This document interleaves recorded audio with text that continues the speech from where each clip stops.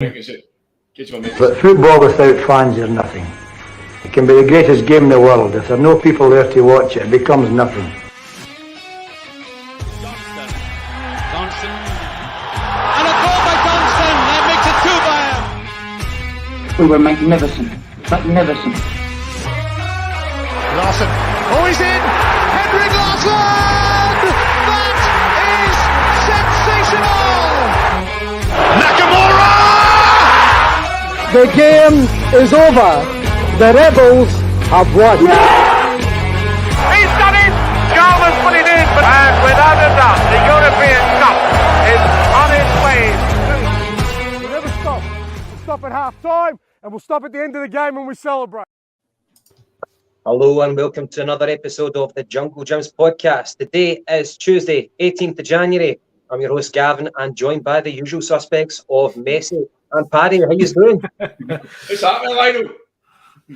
Hola, that's about as much as I've got for you guys. You're by Real Madrid earlier on this week in Abu Dhabi or wherever it was, Saudi Arabia. What happened? Who's Barca not been beat after this season? We'll scale Barca 4-0 this way. They're unfortunately a shadow themselves, and Xavi's got a long way to go. But still, we support them with a lovely neon yellow-green effort tonight. Very true. Last question on Barca before I move on to Paddy, mate. Do you think Barca will actually regroup and like the kind of young talent that they've got, they'll keep that and they'll buy in some good talent, or do you think what they've got right now, like the De Jongs of this world, the Pedris, do you think they'll just go to the highest bidder in Europe? What do you think will happen with Barca? I think one or two might leave them if big bucks come in, but I think with Xavi coming in now, especially his old La Masia days and how he was brought up through Barca and the kind of core group of 5 or 6 La Masia kind of graduates that had throughout the peak Barca years in 08 to 12. I think they'll be looking to do a similar thing with your Pedris, Gavis, Ansu Fati. You've got Ferran Torres, who's just come in. I think he's only 2021. So they're building a young squad that is capable of being around for 10 years. So I think a lot of them will stick with it, but you're going to have a few that will jump ship, I'm sure. I just think you need that financial backing to kind of foster that core bit. Paddy, how are you doing, mate? Great, mate. Especially after last night. What a performance that was, wasn't it? Fantastic. Mate, individual performances were excellent overall. Just a great night in the office and wasn't going and talk shit about it, as usual. Welcome to the viewers. Thank you very much for tuning in. So another Tuesday weekly roundup. We're going to talk about the Hibs game for last night. We're going to talk about all things Celtic related over the past week or so. And of course, subscribe, leave a comment, hit the like button, talk shite with us tonight. You're more than welcome. Here, by the way, guys, this day, tell me if I'm wrong, 1973, Lou Macari left Celtic to go for Man U. So he was one of the Quality Street gang. So I want you to actually hear from anyone who's of a certain vintage who's watching tonight to tell us what it was like as a Celtic fan.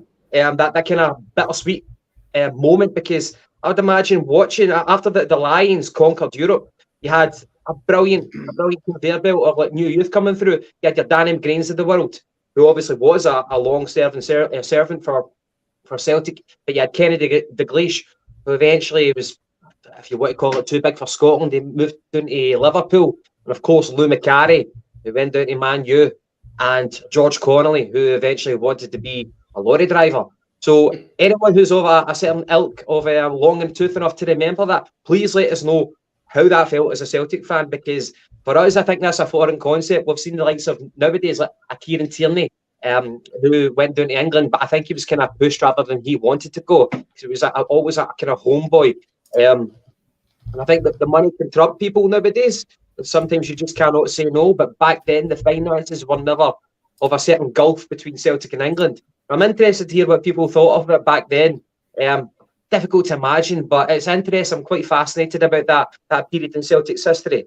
Anyway, talking about that, Gavin, talking about finances, right? Obviously, I only kind of know about guys like Macari for stuff that I've read up, but when he came in with the rest of the guys for the Quality Street, what they were known as, Celtic had a good forward line, guys like Harry Hood and guys like that.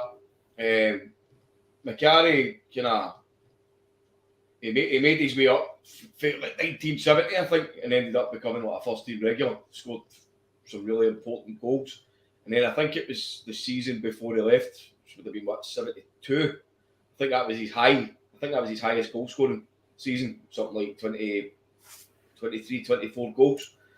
And then the season that he left, I think Macari was he was touted as being the first kind of player that ever played for Celtic. That was the kind of first guy that kind of moved under financial circumstances, like, you know, the way kind of football players leave clubs nowadays because they're getting touted for big money here, there, and everywhere, and like they kind of force through a move. That's I'm sure what happened with Macari. He was touted by Liverpool and Man United. There might have been another club, I can't remember, but Liverpool and Man United was the two clubs that were really, really vying for his signature. He spat the dummy out, took the huff. His attitude was appalling, apparently, because he was trying to force through the move, and then they end up he forced through a move to Man United, which I've seen a few quotes of him, and he says that it was the wrong move because Liverpool at that time were the dominant force, and Man United were a kind of fucking bog standard English team, like an Aston Villa or something like that. So that was that. But I don't even want to talk about his time as manager because it was an absolute fucking clown. Fair enough. By the way, another wee bit of trivia I came across. See, Lou Macari's first competitive game as manager for Celtic. Apparently, it was against Sporting Lisbon, and we get beat 2-0. And of course, I would imagine you could tell me who scored the 2 goals for Sporting Lisbon back then. Was it? George Cadet. Aye, and 30 months later, he then signed for Celtic under Tommy Burns. Aye, interesting time. See the worst thing I remember about Macari as a manager, apart from the fact that he was a terrible manager, and albeit it was under really financially poor times, we were up against a massive Rangers team, whatnot, but he was a really, really poor manager. I just remember the kind of talk about Shay Given, because Macari was the manager when Shay Given was at Celtic as a goalkeeper, and apparently for the chatter that I've heard was that it was like when Given's contract was running out, Lou Macari actually wrote out a contract for him on the back of a packet of Benson and Hedges fags. You know what I mean? And his dad was raging, and obviously up sticks and moved to Blackburn, I think it was. As you would, I saw his interview on Open Goal, quite an interesting one. Anyway, moving on to current affairs. Last night, Celtic and Hibs. So, the return of Sean Maloney, the return of full crowds in the Scottish games, and of course the return of Hibs. We've already played them, I think, twice already this season. We beat them 3-1 at Easter Road in the league. We beat them 2-0. 2-0, correct me if I'm wrong, oh my God, in the cup final. And of course, they came back tonight at Parkhead. A 2-0 victory for us. How would you sum it up, Paddy? I was asked before the game how I thought it would go, and I actually thought that it was going to be an enjoyable game for Celtic, because I had surmised that the players were going to come back fresh with a different approach, different attitude. They were coming into the game with more backup. You know, there was nobody on their kind of last legs, and we were fucking just putting a team out to just see the game out. So I'm quite glad that my semi prediction was right, and I thought that the guys that were making their debuts were excellent, really excellent, especially Hatate. Hatate was incredible. Maeda was frightening because every time I watched him, right, clearly, obviously, his speed was through the roof. But see, every time that the defenders, the Hibs defenders were passing the ball back to the keeper, or they were trying to pass about, Maeda was onto them before the ball even got to them.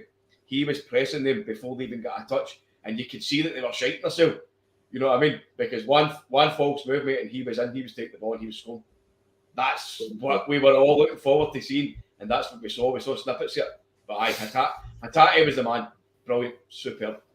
His work rate was through the roof. I cannot disagree with you. McGinty going into the game, obviously a massive amount of anticipation, and I think that the fans had license to get carried away with the incomings, the Japanese trio who'd been signed. But I was kind of conscious in my mind that the players had to get their game face on. They had to be on the ball for this. There'd been like a layoff of how many weeks. There was no room for dropping points tonight. We need to really put in a good run right now. We need to put in a good shift. So going into the game, how were you feeling? And whenever you saw the lineup, I'll just read that out briefly to you, and you can tell me your thoughts. And the back five, no surprises: Hart, Taylor, Starfelt, CCV, and Josip Juranovic. In the midfield, though, you've got Rio Hatate, McGregor, and Rogic. And up front, you've got Forrest, Dyson, Maida, and Abada. So in the lead up to the game, were you worried about complacency? Were you worried about rustiness? And what did you actually think of the lineup going into it, mate? I think leading up to the game, we all knew obviously Kyogo still carrying his hamstring knock. He went off in the last game as well, I think it was.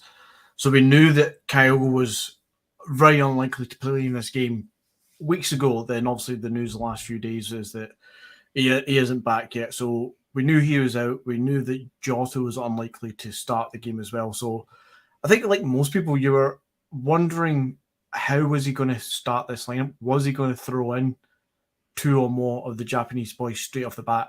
I think Maeda was almost a shoo-in to be starting that game with Jota and Kyogo out. And as Paddy says, gets his goal within 3.5, 4 minutes. And you see his vision, he's running, you can see he's pressing onto the opponents.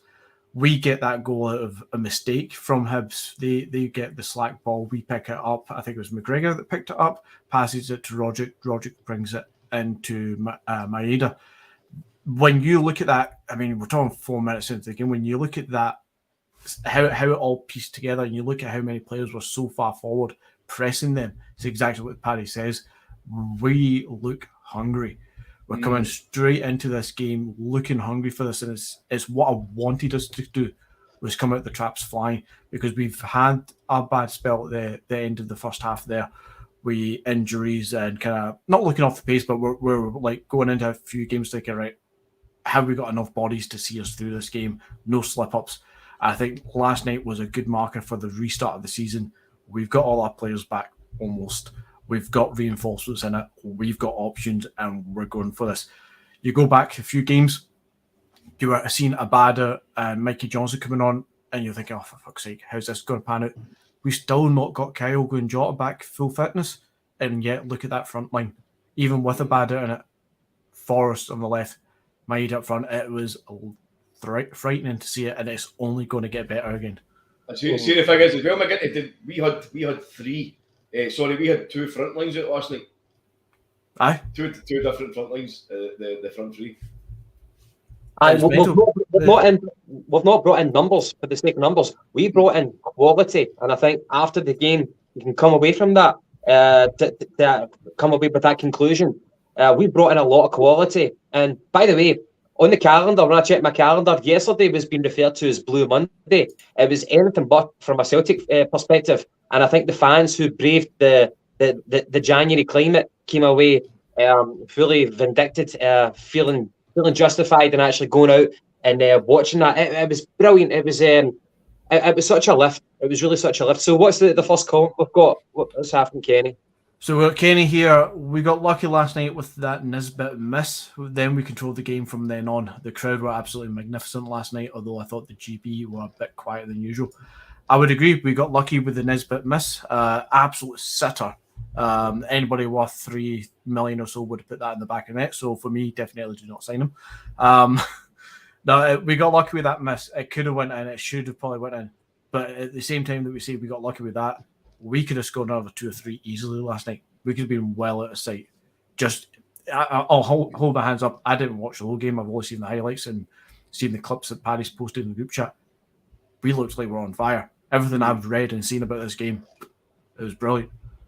Right, Paddy, in the lineup, I was surprised that Rio Hatate was included in the midfield. But when I think about it, it makes perfect sense. Like in Ange we trust. I actually said that before the game.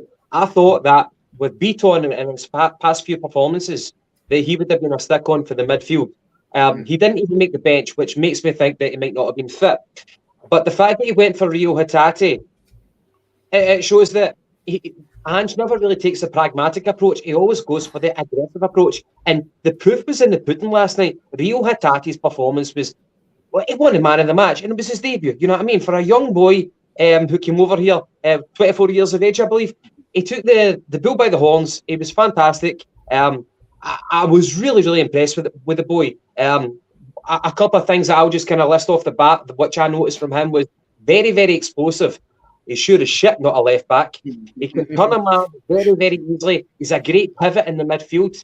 And he's got such an eye for a through ball, mate. Tell me, how impressed were you? Because I don't even think the highlights justify exactly how good he was last night. No, they don't. If you look at all his movement, Gav, it was frightening, right? Because he never stopped once.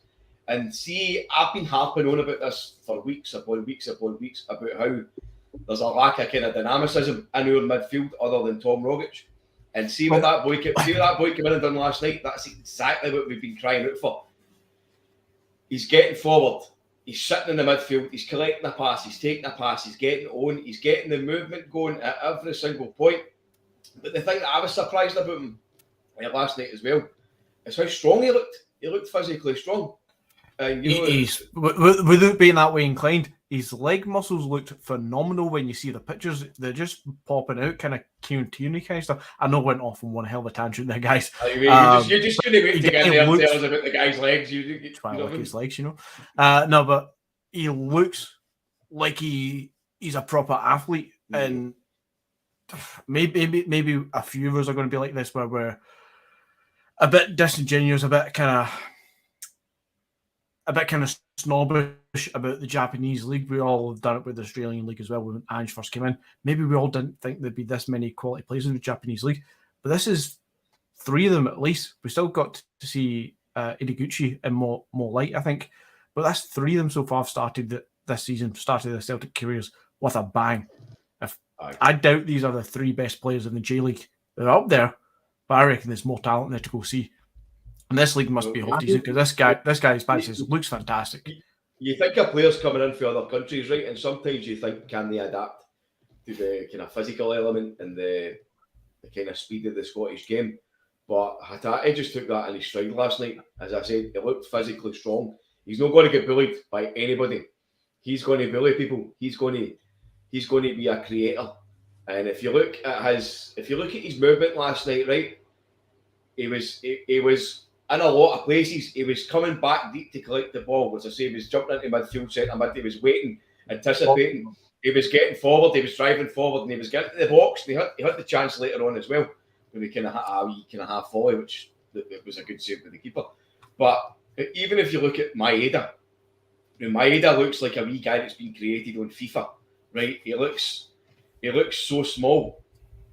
On the telly, Gav, you were there or not? That was one of the first things that you said to us last night, that he looks tiny. But he's just a whippet. He's just a wee fast. He's like a flea. So he just jumps everywhere. He's here, there, and everywhere, and he doesn't give anybody a second.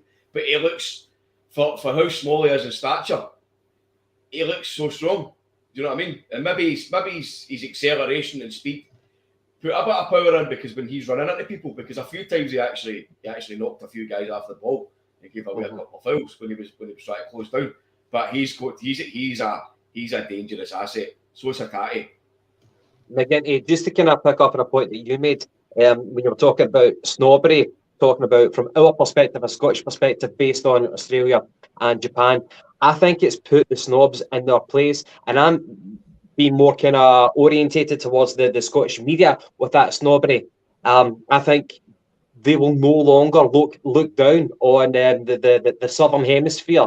Obviously South America, but Southern Hemisphere is in Australia, is in Japan, because Ange Postecoglou has basically cherry-picked talent. There's a niche in the market, and he's identified it and went for 3 top players. I'm talking Kyogo, Maeda, and Hatate. Gucci, we'll find out about Gucci later on as the season progresses, but he has handpicked low-hanging fruit right now, and he's got it for fucking bargain basement prices. I think Gucci was like 800 grand, Hatate was like 1 million plus, and Maeda I don't think he was much more than 2 million, if that. Postecoglou has really identified a niche and he's went for it when the market was primed for snatching that talent. And we're going to reap the benefits of that, because maybe in the next year or whatever, the Japanese clubs are going to be raising their prices after seeing how successful our imports are. So I think it's really going to put the Scottish media in their place, and they're not going to be being snobs anymore. So I'm really happy with that. So just to kind of touch on your comment there.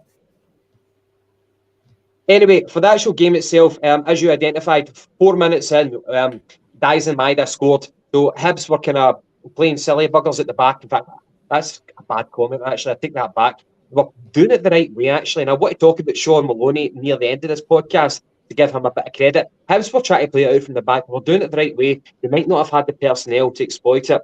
What is that?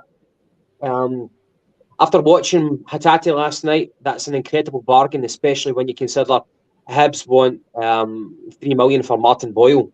Yeah, mate, aye. And by the way, Martin Boyle's like 28 years of age already. So he's near the end of his career, whereas Hatate's got the hunger, got the athleticism. He's about 24 years of age. And Kenny said something similar, Gav. Hatate's box-to-box play was outstanding. I know it's only one game in, but this boy could be a diamond for us. Do you know what? I think everybody's kind of getting that feeling today. They kind of got a gut feeling. After one game watching this guy looks like the real deal. Totally. Kenny, we had a question at the start of the podcast where we're talking about, I don't know if you got it, but I'd love to hear your comment, because I think you spoke about having witnessed the Lisbon Lions. So we were talking about 1973, Lou Macari left Celtic to go to Man U, and I just wanted to get it from your point of view, what it was like as a Celtic fan watching the Quality Street gang come through and seeing your Kenny Dow go down to Liverpool, Lou Macari go to Man U, and George Connolly wanting to be a lorry driver. What was it like actually seeing the talent come through, but then them leaving Celtic at that point? I think that's a fascinating period of history as a Celtic fan, so I'd love to hear your first-hand account of that. But anyway, the first goal, 4 minutes in, Dyson Maida, I was exploiting Hibs being lax at the back. And then later on in the game, 25 minutes in, you've got the Josip Juranovic penalty. So that started from by the way, it was a lovely lofted through ball by Greg Taylor from, I think he'd kind of gravitated maybe towards the centre of midfield, as our fullbacks are prone to do. Lovely lofted through ball to Abada, who was kind of busted into the right-hand side of the box. He tries to kind of chip it over the defender, and I think it might have been Doig, the left back for Hibs. So for one reason or another, he handballed it. And yeah, it was a penalty. There's no getting away from it, whether he meant it or not. It was a penalty, and Josip Juranovic scores. I know that you guys have heard it from me before, but calm as a Hindu cow is a phrase that I've used for Juranovic. And no, he never went for the Panenka this time. I think everybody was kind of whispering with bated breath, don't do the Panenka. He went for a low right corner of the goal, and he scored. The keeper went the opposite way. But I want to kind of pick up on that. Josip Juranovic, I've noticed that he's having a growing influence on games now from the right back berth. Obviously, he does move into the centre midfield, is what Postecoglou encourages his fullbacks to do. But I think he's definitely got the technical capacity to influence games. He looks a player very, very different from Ralston, but I think his quality was wasted on the left. We never saw his full capacity, and we've still not yet seen it from the right back berth. But as long as he keeps playing there, and another factor, he'll get better whenever he develops a partnership with the midfield that's going to be playing in front of him, and the forward that's going to be playing further ahead of him. Until we get a more settled midfield and attack, then we're probably not going to see the full capacity yet of Juranovic. Still a young player, but he looks a player, and the early promises are very encouraging. Who wants to pick up the baton for that one? McGinty, are you muted? I think you're muted, mate. Sorry, I'm muted. Aye, sorry about that. Cheers for the passing of the baton there, Paddy.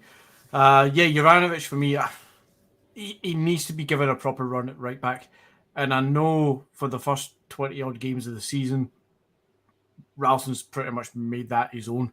And it is really going to sound harsh to be dropping Ralston, because he does not deserve to be dropped. And I still can't believe I'm saying that. However, we signed Josip Juranovic as a creation international right back as a right back at a time when Ralston, we weren't entirely sure how he was going to develop into this season. So I think we owe it to the signing of Juranovic itself to actually put him at right back and see what he can do.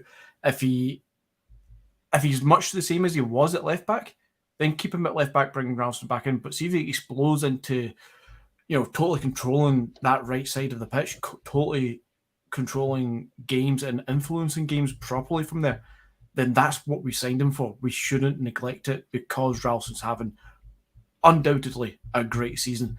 I think Ralston at this point deserves his position, but at the same time, we need to give Juranovic a bit of this run. So I'm glad to see him there, but I'm also looking forward to seeing Ralston fight for that position again because we want that competition. That competition is going to be key for us in all positions. 100%. Starfelt, I thought, I know that he's been much maligned this season, but Starfelt was in the defence head and shoulders above everybody, and he was better than Cameron Carter-Vickers. I think when Starfelt does well, it's only fair to shout out how well he does, because I think a lot of the Celtic fans have got this kind of looming impression that, or looming expectation that Christopher Julian, as soon as he's fit again, then he's going to just walk into the side. I think Starfelt still got a lot more to give. I think he had a bit of a dodgy game in the cup final, but he was brilliant last night, and I mean it, brilliant with a capital B. Every aerial ball that came towards him, he was dominating, and his anticipation for the ball on the deck, he was there. He never got a yellow card on the night, despite the amount of challenges that he got involved in. He was really composed. His mind was like 10 out of 10 in terms of the mentality-wise, 10 out of 10 for the anticipation. He was really dependable last night. Paddy, did you notice that, or am I just getting carried away? No, he had a great game, Gav, last night. It was solid. Not just him, by the way. Somebody else I wanted to mention his name specifically. Greg Taylor. Greg Taylor had a quality game last night for me. I thought he looked totally reinvigorated and he looked a threat. He looked solid defensively and he looked a threat offensively. So he looked the player that a lot of people have kind of thought he would be. Obviously, it's one game, but a great game for Taylor. And as you say, Starfelt as well. I don't remember actually seeing him losing a tackle or anybody getting the beating of him. I remember one specific moment, Gav, and it was like he kind of had to stretch to make the clearance with his left foot. The ball was kind of played in, and he was slightly off position, but the ball was coming in, and it would have slid through to the Hibs forward, if not for Starfelt, basically flinging himself at the ball, and he managed to get his toe into it with his left foot and cleared it out of the park. So it was a great challenge. But another guy who's benefiting for being played and benefiting for consistency from Ange. So hopefully see many of that, mate. And I can't stress how important it is enough when we're getting guys like Julian back in, because we do need that squad depth. So as it stands, Julian needs to fight for a place in the starting centre back. One wee retort from me on Greg Taylor, and I'm not in the mood at all to be negative. It's just one wee thing that I noticed, and I felt that a lot of the counter-attacks for Hibs went up our left flank, so that would have been Greg Taylor's position. But in saying that, there was a couple of times where he could have depended on Hatate tracking back as well. So there could have been a wee bit of rustiness, and obviously you've got the pace of like Boyle as well, who was trying to exploit us as much as possible. But I'm not going to say that Taylor had a bad game whatsoever. I just felt a lot of the counter attacks were concentrated up that left flank of ours. That's probably because Boyle plays on the right hand side, and he's obviously the kind of the biggest outlet. You know what I mean? But I get what you're saying, but I think probably if, like for talk's sake, if you've noticed that, then possibly somebody else should have noticed that. You know what I mean? Like the manager and says, like, come on, somebody else back him up, because it's only one guy. Right, okay, so Forrest and Abada, they were playing up front, and they were kind of dovetailing Dyson Maida in the middle. Dyson obviously was running his heart out. It was a great debut for him. He got his goal within 4 minutes. That would definitely have calmed any nerves, and he said that he was determined to get a goal in the game. But Abada and Forrest, for me, Abada on the right flank, he does exactly what Abada does. There was no surprises, there was no disappointments, because he kind of delivered on my anticipation for Abada. The 20-year-old, by the way, put it this way, if he was a 20-year-old youth product from Celtic, you'd be getting behind him. You would be getting behind him. But maybe because we spent a couple of £1 million on him, and because he's got a vowel at the end of his name, then we might be a wee bit inclined to be harsh on him. So, Mate, he's 20 years old. He's got, was it 10 or 11 goals and 8 assists, and we're halfway through a season, and people are calling him shite. If that's what shite is, I can't wait for him to be fucking on fire. That's a ridiculous return already. He has been shite, though, especially when he's playing at right wing. And he's been hot and cold, but then he's a young player. I know he has, but I don't think we can just keep saying, oh, he's a young player. It doesn't matter. Like, a player's a player, whatever he's there on the park. But he is a young player, and he needs to be coached and developed. You can't just throw these guys in for a 60-game season and expect them to perform every single game. No, that's why we need depth. That's why we need guys like Maeda coming in. Nobody's asking for perfection, mate, but you can't state that he wasn't very good because he's only 20. He's had poor games. He's definitely had poor games. I don't think he was that good last night. I really don't. He had a couple of moments where he managed to drive inside and get a good couple of crosses in. But other than that,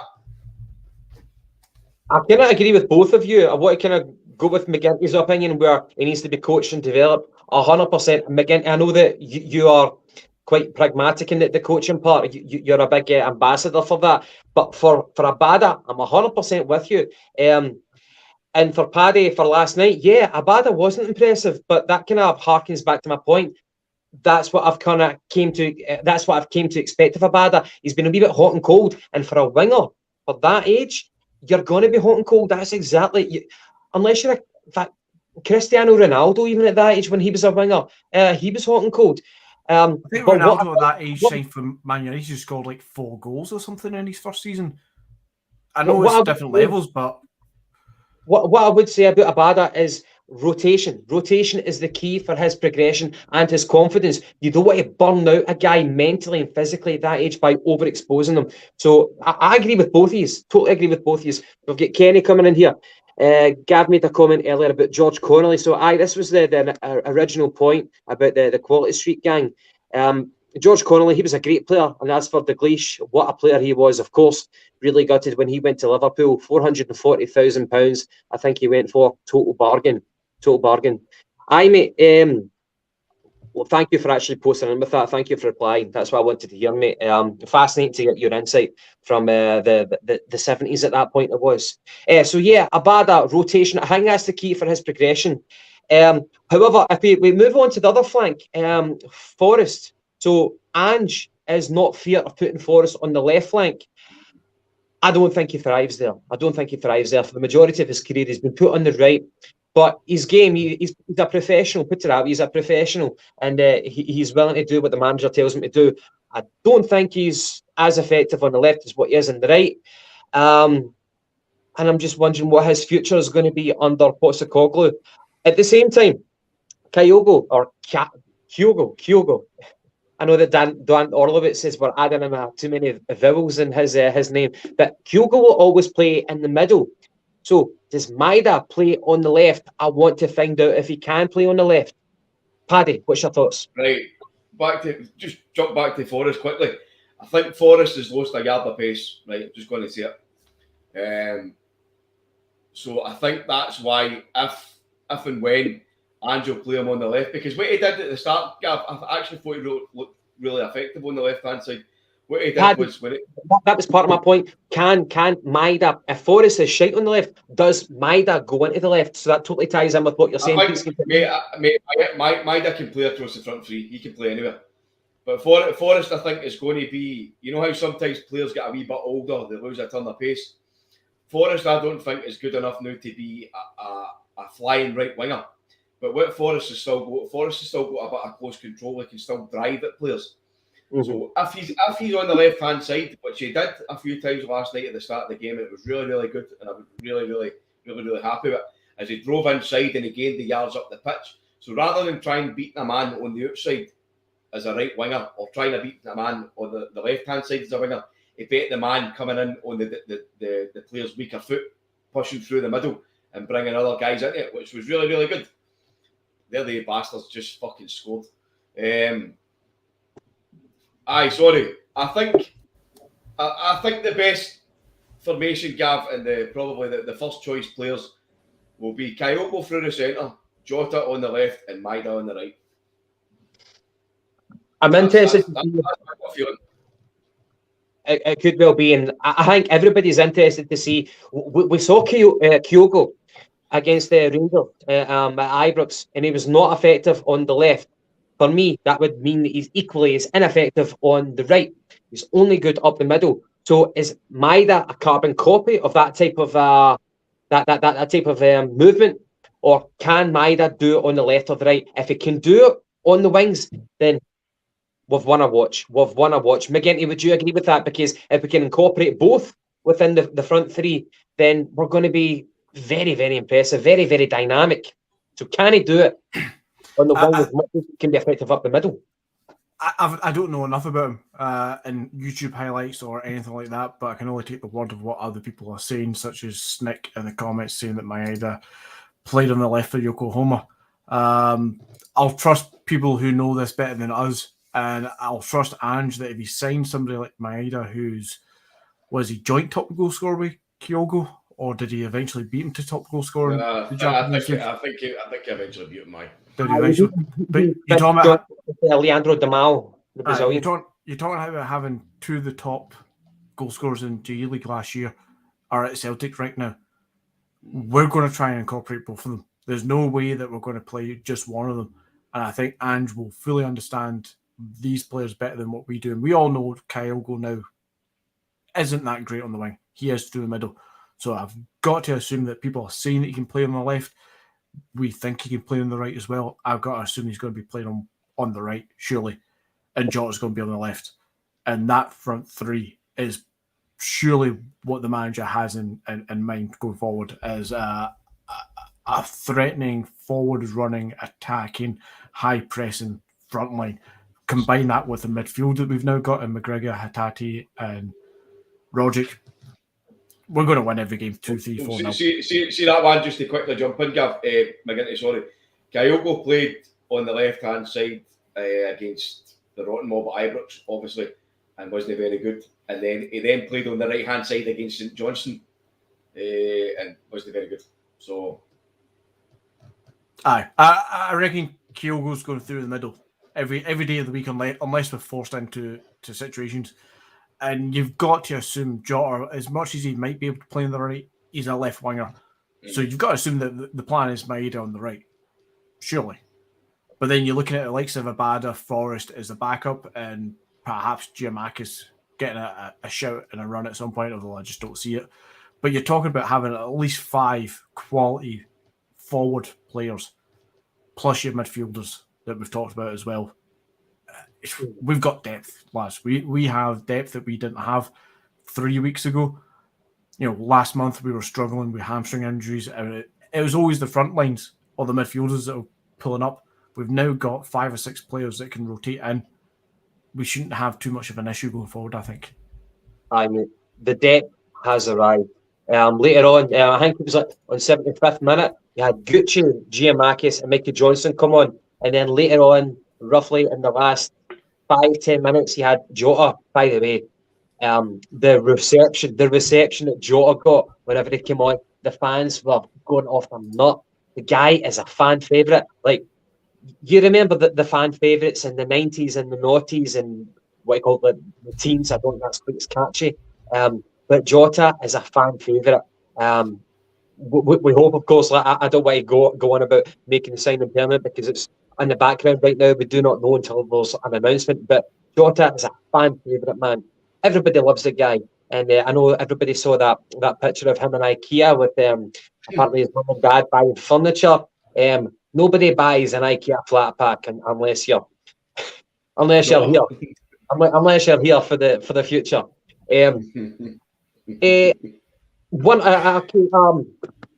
A couple of things. I thought Rogic was a little bit off the pace. I'm not worried about that, and that's not meant as a bad criticism. I think rustiness is allowed. I think he might have lacked that killer instinct a few times when he was approaching, bearing down on goal, and a couple of times he might have had the ball trapped under his feet when he was trying to kind of dribble. He's allowed that. He's been brilliant this season. That's not a cause for concern whatsoever. But one kind of poignant question I've got for you guys, Paddy, you might want to take up this one because you were so overwhelmed by Hatate's debut, and I think you're a wee bit like me in terms of Turnbull can do more. So you saw what Hatate can do and how dynamic our midfield was. Does Turnbull fit into the Ange system whenever you can see what we're capable of with Hatate? No, not for me. I know that's probably going to sound a bit harsh, Gav, but I say the earlier on, I've kind of been harking on for weeks and for the last few months how we've lacked a cutting edge in midfield. We've lacked somebody being able to actually link up with the forwards, even more so when with Tam Rogic was it. David Turnbull was the focal point in the midfield, and there was just such a lack of enthusiasm and energy. Turnbull would get the ball and kind of drift wide, or he would only get involved, when the team was doing well. When the chips were done, Turnbull was nowhere to be seen. Hatate, if Hatate plays like that, Gav, week in, week out, then Turnbull has got no chance of getting back into the team whatsoever. For me, Hatate blows him out the team. That's a fair point. And what have we got here from Snick MC? It's mental how much Ange has done to this squad since he came in. Absolutely love it. Mate, you're right. If I'm going back, obviously, being I was born in '86, so I've seen a lot of managers come in, and to look at the impact over a 6-month period, it's actions speak louder than words, and what we've seen right now, there's a lot to take away from it. And we've got Kevin 14, amazing what Ange has done in 2 windows. Any comments for Woody or Alan tonight? One of my mates said he was going to be watching it tonight, but I think he might be keeping it swim. Watching Pish. From a quick scan. Another quick one there for Kenny for you, Gav. Tommy Callaghan was also a great defender in those days. I know people use stats to suit their agenda, but Abada has better stats in his age compared to Maloney, McGeady and Forrest. Very true, mate. Very true. I've not actually heard much about that player. Callaghan, was it?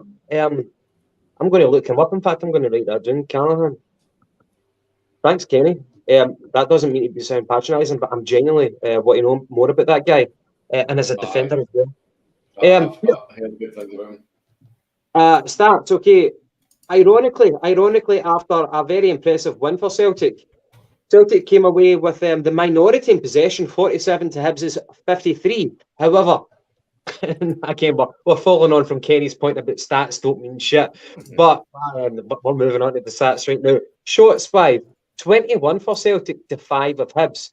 Hibs had nothing on target. We had 5 on target. We had 8 corners. They had 1. We had 14 fouls. They had 9 fouls. And by the way, I actually kind of like the foul ratio for Celtic, and I'll tell you why. Because see, Guardiola, his team, especially Man City, Bayern, and Barca, whenever they lost possession, they would have it was almost a time counter would go off where you have to win possession back, and if you don't win possession back, then you make a wee small foul. When you don't pick up the yellow card, but at that point you've disrupted the play, and I think Ange reflects that very, very well. He embodies that kind of philosophy. McGinty, is that something that you've noticed from Postecoglou? Yeah, immediately. 100%, and I'm going to give a shout out to the book that I've just finished reading that I've been talking about for the last few weeks in the group chat, guys. The Zonal Marking by Michael Cox. It's funnily enough not about actual zonal marking. It's a history of European, well, all that. But it's a history of European football, a brief history of European football and development over the last 30 years, going from the Dutch influence and Cruyff at Barca, with Koeman and stuff like that as well, going all the way through the Italian and Spanish and the Germans and up to the EPL years. But it's fun and interesting, as you say, about Ange and Guardiola there. There's 3 different sections where Guardiola clearly shows up in this book because of his influence in Spain, Germany, and now in the EPL. and he speaks quite well about how he adapted his own game, Guardiola did, in Germany, because he realised that the tiki-taka football wasn't working in Germany. They played a bit differently.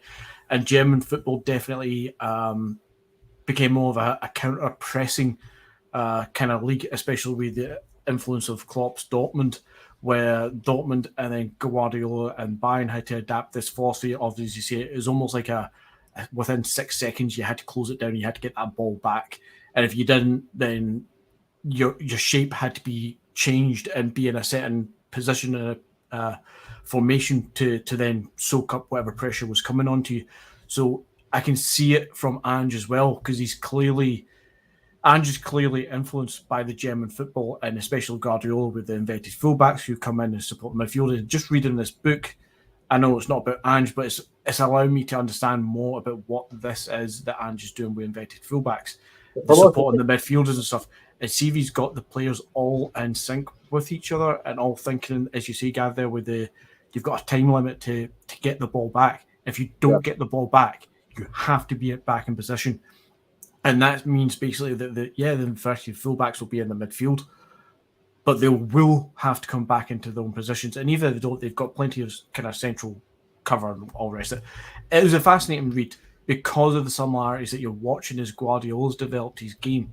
You can see it in Ange and what he's bringing to this team now. And I think in time we'll get there. We're maybe 2 or 3 players short of what Ange really needs this team to be, but I think it's coming. You can definitely see it. Aye, mate. Thanks for that. I know that you were talking about the book, and I find it quite interesting. By the way, is counter-pressing in German, is it the direct translation for that gegenpressing? Yeah. Is that that's where gegenpressing is given. You get press, aye. Cool. But Klopp, he's very particular about seeing gegenpressing or counter-pressing and not counter-attacking, because the whole point of it isn't that you just wait and get the ball and eventually you attack once you get the ball. The point is you press. You're countering against that transition where you lose the ball. It's that transition point is the counter press. That's when you go all in, as Dortmund used to, as you saw with Liverpool when he moved there for the first couple of seasons. It's all about, you see it with Ange now, it's all about those first few seconds, press the team, get the ball back, get right in their faces. Just a couple of quick comments there. McGinty, what was the name of the book again for Kevin there? It was called Zonal Marking by Michael Cox. Weirdly enough, it's nothing to do with zonal marking. I don't even think that word comes in the book more than twice. Or Cox. Or Cox. With a K. I mean, an X. Sorry. No, it's really interesting. It starts with the influence of Dutch football and Johan Cruyff in the kind of late 80s, early 90s. His influence on the Spanish football at Barcelona and stuff. It then goes on to Italian football dominance through the early 90s. Talk about the strengths in defensive football and the formation of the kind of 3 at the back, Conte, Sarri and stuff like coming through, Sacchi and whatnot, Milan. Then moves on to French football, their dominance, 98, 2000, into then Portuguese football actually. Talks about Jose Mourinho, his prominence, the coaches that he's brought through, talks about the history of Portuguese general coaches in football coming through and how it's been developed and how, based on Mourinho's, then spun it on and so forth all the way through the dominant leagues of the European scene. It's actually really interesting. Good stuff. Another one there for Alan Woods. I'm presuming, Alan, that you've jumped onto Google Translate for that one there. Hello, just a quick question. Anyone concerned about the lack of height in the team now? I'd like to see Julian back and Scales given a go at left back. Well, Paddy, you were making a point last night. You said that it was the fastest and smallest team that you've ever seen from Celtic. That's my mate Woody. So cheers, mate, for watching it and giving us a wee message. So why don't you answer that point, mate? Because against Rangers, by the way, the past season, 2 seasons, we've really struggled physicality wise against us, against them. So how do you think we'll fare if we were to play Rangers later on this season, which we will do, of course? How do you think we'll fare with the physicality now? I think the difference is that the smaller players that we've got, Gav, they don't look like wee skelfs. They don't look like they're built at the side of a fiver. Do you know what I mean? They're physically strong. They're aggressive enough. You know, my Maeda, as I say, he looked absolutely tiny last night, but he's not going to be kicked about. Hatate looked like a big, strong boy. As much as he was technically gifted last night, he looked pretty bullish. We've got physicality in the squad, right? We've got Julian who can come in. We've got Giacomakis, who was, by the way, sorry, that was, thanks very much, Alan, for giving us a shout for that. It was something I wanted to say. I thought Giacomakis looked really, really good last night, and there were one point, Gav, where the ball was hanging in the air for, it seemed like about 10 or 15 seconds, and Giacomakis was backing into the defender, and he was holding him back until he got this ball. And that's something that we have missed for so long for the football. It's a guy who can actually hold up the ball. McGinty, I know that you need to head off soon. There was a couple of points I wanted to go over before we finish tonight. There was one question that I would be happy for you to answer to. Before I ask you that question, if you don't mind, if I've still got your attention, Paddy, the last thing I would say about Woody's point there was that a lot of the Celtic and Rangers games have been decided by set pieces, and I still think that regardless of our technical ability to maybe overwhelm them, that might be wishful thinking, but I think for set pieces, until we address that, because I think we're being honest, we've not yet addressed that until we noticeably start looking like commanding in our box and in the opposition box. At that point, that'll always be a weakness. So that's still one thing that I think is valid. But McGinty, last question, if I've still got you here before you have to head off. Sean Maloney is a future Celtic manager. So he was returned back to Celtic Park as the Hibs manager. His experience since he left Celtic Park has been fantastic. He played under Maloney in the English Premier League. He won the FA Cup, and he's been away with Belgium under Roberto Martinez. He's really done his apprenticeship.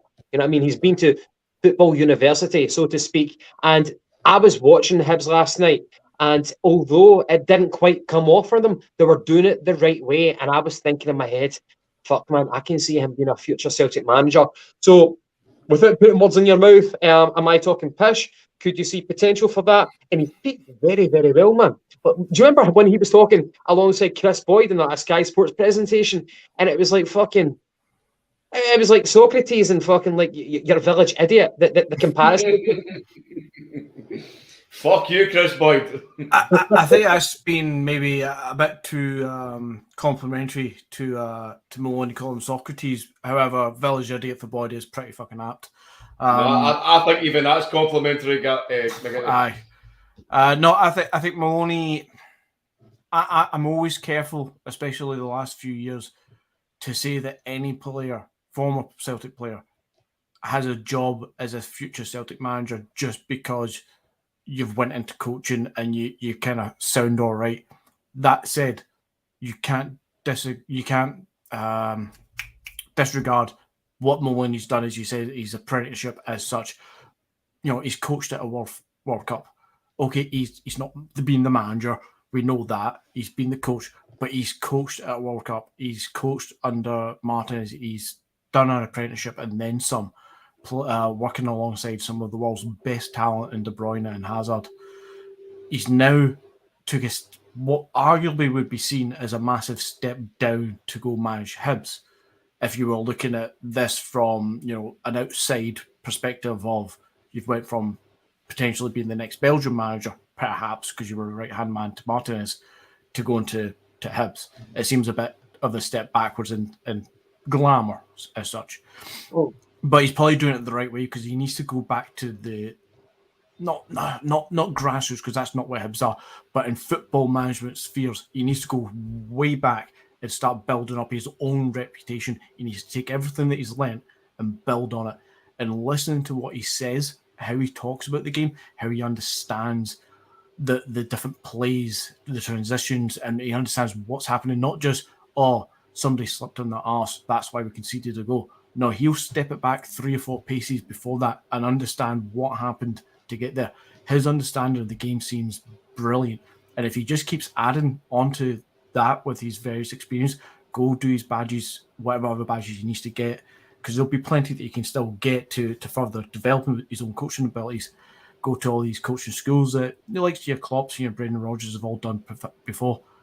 He'll keep doing all that stuff, and he'll keep learning the game. And yeah, if he keeps doing that, I can see him at Celtic at some point. But he has to do a load more before we give him a job.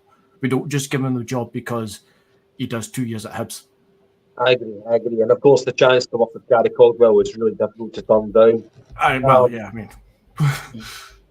Paddy, a couple of further points I wanted to cover. The Baines' new contract, I don't really give. I'm not even going to give my opinion about the Baines' new contract. I think that we've got bigger fish to fry right now, but I'm surprised that we've made a move on a Celtic goalkeeper. Do you want to take away with the Baines' new contract? Are you surprised? We don't give us. No, I'll try and drag this out as long as I can.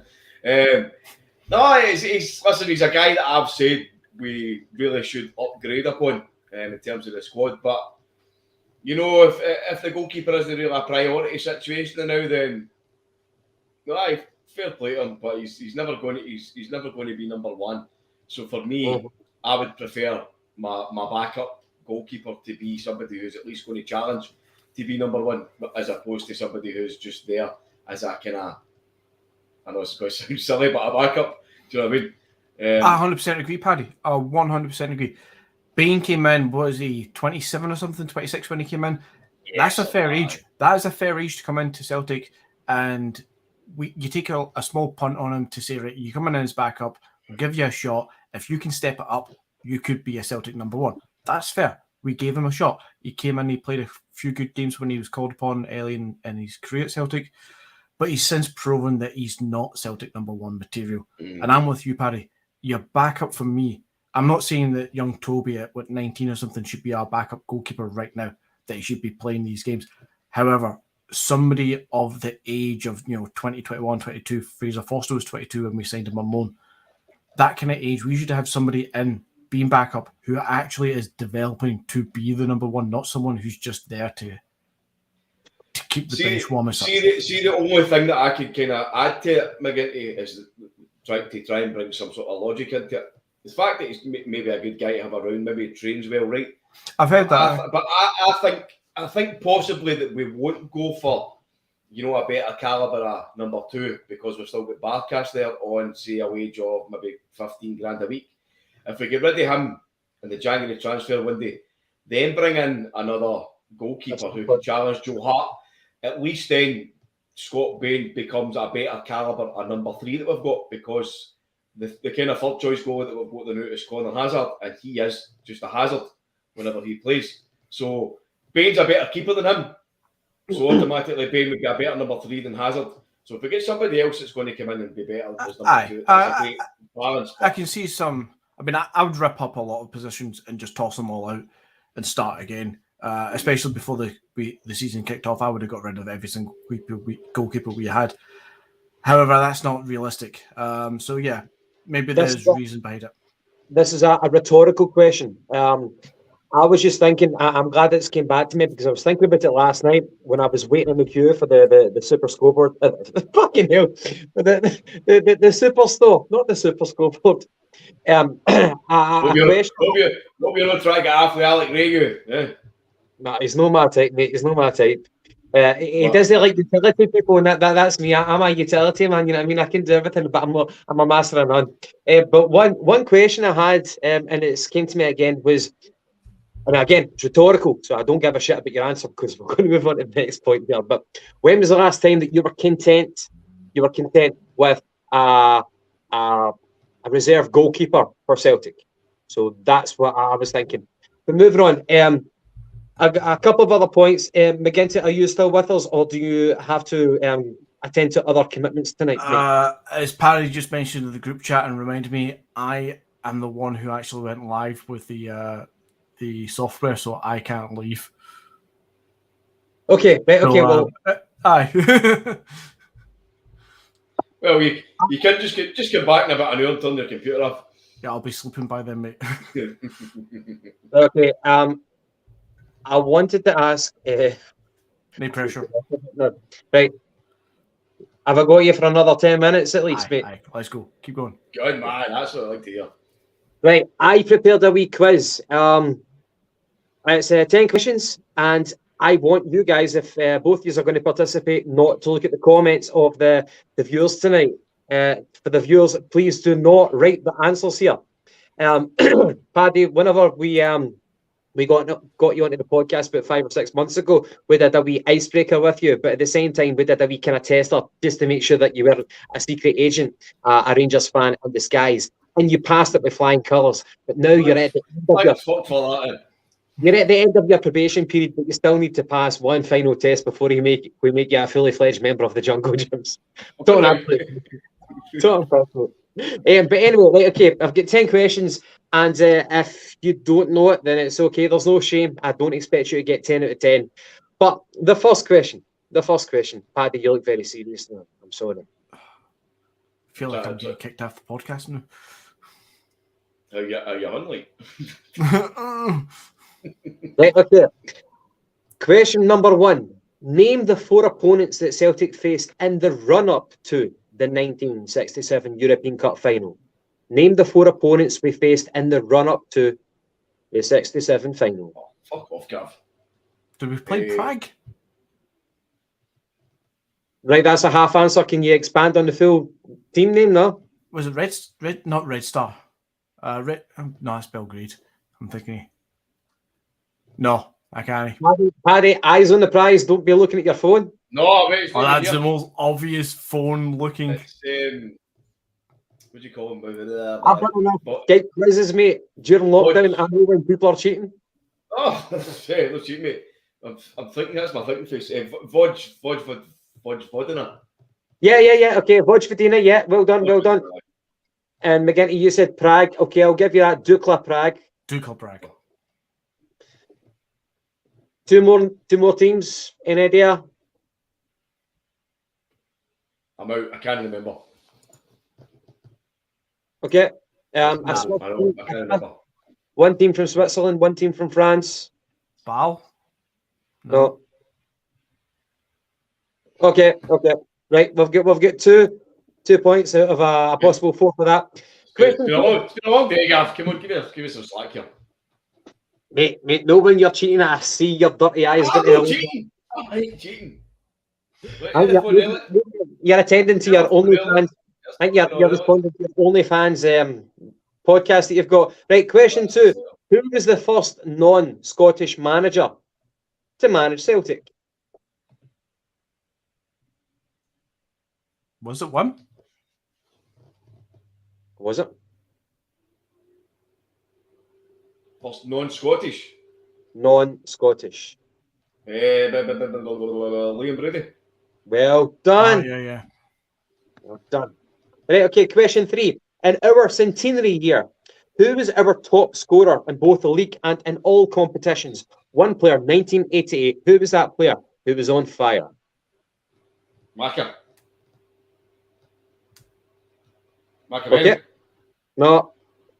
Andy Walker. Oh no, he came in at the second half of the season, didn't he? Aye. Fuck. Did he? Did he not start from the start? No. I remember obviously he scored against Dundee United, but at the end. Fair enough.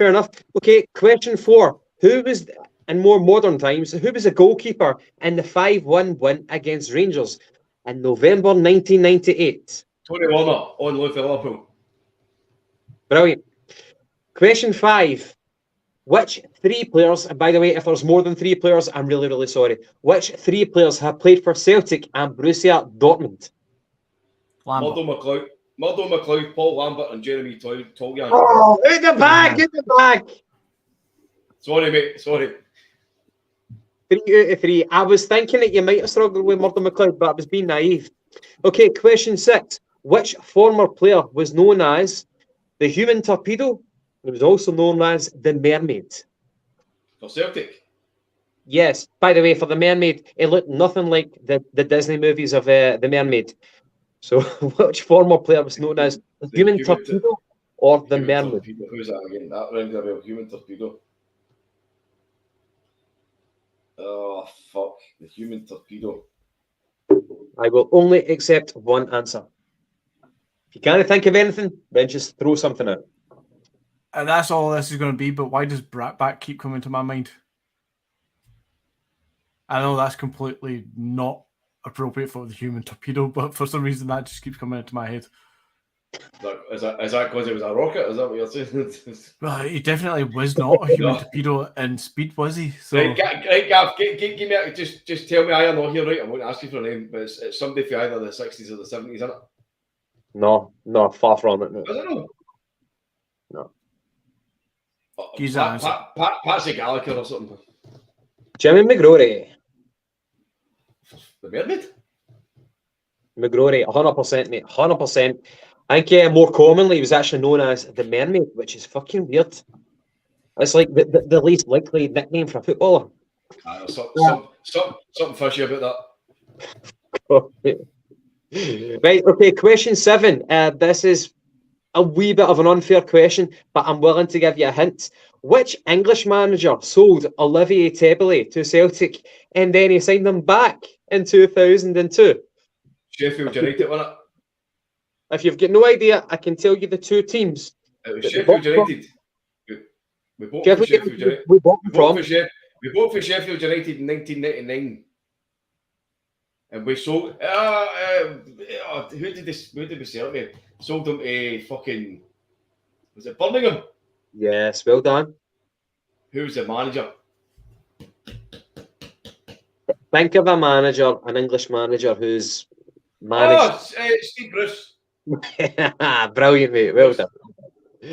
Okay, question 8. We're nearly there, mate. Who was the first player post World War II to have played for both Rangers and Celtic? I'll give you. Brockstein signed this player. Who was the first player post World War II to play for both Rangers and Celtic? I guarantee you'll have heard of this guy. After Rangers. Who did you say signed him? Brockstein. No, it's not him then. Mind we spoke about this guy. I can't fucking remember what his name is for the life of me. He was the first player to play for Celtic Rangers. After World War II? Yes. Okay. This guy... Maybe it is the same guy, but I don't know. He played in 1972 when Rangers won against Dynamo somebody. He went down to England and then he came back up to Celtic. Any suggestions? What'd you call him? Oh, fuck. The brother. The brother. I don't know. But it's, no Tom McAdam. Fuck. Alfie Cohn. Aye, the brother.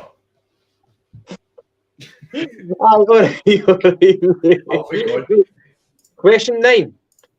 What was the following game that Celtic played after beating Inter Milan in 1967? The game against Real Madrid. The Di Stefano trophy thing, whatever it was, aye. Well done. That's the one. The one that Alfredo Di Stefano says that Junkie Johnson was the greatest player he'd ever seen. Aye. I bet Puskas was happy with that fucking insult. Question 10, final question. Question 10, which famous Celt's grandson played against our club in the 1988 Scottish Cup final? Kevin Gallagher. That was the man who played. What was his grandfather's name? Patsy Gallagher, sorry. I thought you were asking for Kevin as well there. Well done. Okay, so we only got 10 questions. We only got 1, 2, 3. 3 wrong. You guys did very, very well. Cheers, Paddy. I got a shocker there. I can't believe another goal. But I'll take that. It's been a long day. I was going to finish off with the final point of Lee Griffiths leaving Celtic, but I think that just like us and our viewers, we probably are in agreement that we don't need to give that too much airtime. No, however, I will say he did a turn. He had that great season, 40-odd goals, was it? He scored for us. He had his place, but he never got himself sorted. he's better moving on. Aye. Wish him all the best. We're going to talk about it. We're going to expand on it. No, He get that's all I'm saying. 123 goals and 261 appearances, and that actually puts him down in history as within the category of the top 20 goal scorers of Celtic of all time, which is quite interesting actually. But I think it's one thing I will say: it's hard to make it to the top, which he did, but it's even harder to stay at the top, which he failed at. Well, the boy's got his demons and he's got his issues, but for the football club itself, wish him all the best. We move on. Job is done. Aye. He'll be fondly remembered for his goal scoring exploits rather than his off the park exploits. So thanks for the goals. Now beat it. See you later. Aye. Appreciate it. Yeah, I was going to make a joke about scoring there, but no, I'm not going to go there. Right, our next game is Alloa. Correct me if I'm wrong. Are we playing on Saturday? Yes. I think it's like a 4:45 kickoff or a 5:15 kickoff, something like that. Brilliant. Love that shit. But the only good thing is, by the time that Sunday morning comes, we will get to see lovely photos of Alloa manager Barry Ferguson with his face threatening because he's a fucking mutant and he's got Connor Salmon playing up front from the worst striker I've ever seen in my life, and we're going to help them. I think we'll do well, and I think we'll see a couple of French players in this game. Maybe you'll see Ideguchi starting, perhaps. Giacomakis even. Aye. Scott Bain. Welsh, Bain. Who Or knows? No. Maybe Julian will be back.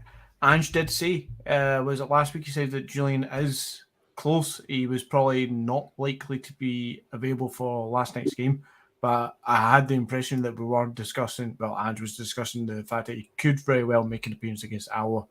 So fingers crossed we see that happen. And finally, the Rangers score. I hate to finish off with that, but half time 1-0. I'm looking at the stats. The stats seem fairly even, but actually in favour of the Sheep. McGregor should have been sent off, straight red card. Usual few diving about periods here and there for the troglodytes in blue. But general push for Aberdeen as per usual. Anyway, we are going to probably do a post-match review of the Celtic and Alloa game. So if we have got shite plans for the weekend, then we'll probably do a post-match review on the Saturday night. But thank you very, very much to the viewers for actually tuning in and listening. And again, to the new people, if you have not watched us before, then please leave a comment. Tell us if you like our content. And everybody, hit the like button. By the way, the like button really, really helps our YouTube channel. You've got no idea about that because YouTube are really, really difficult nowadays with the new rules and promoting your channel. The like button is key to actually helping us. So if you want to see us grow, please hit that if you don't want Paddy knocking on your door. And subscribe, leave a comment, all the usual. But thank you so much for watching us tonight. We really appreciate it. We love the comments. Again, brilliant. McGinty, Paddy, any final thoughts from yourself before we finish off for tonight? No, I'm happy to be back. Looking forward to the Alloa game. Get a few players running out and let's go for the rest of the season. I'm absolutely delighted that we're finished because McGinty looks tired and angry. I am. I'm not angry, I'm just tired. Just tired and emotional. Anyway. As we said, yesterday was never a blue Monday. It was a green Monday. Hail, hail. Thank God. Hail. See you next week.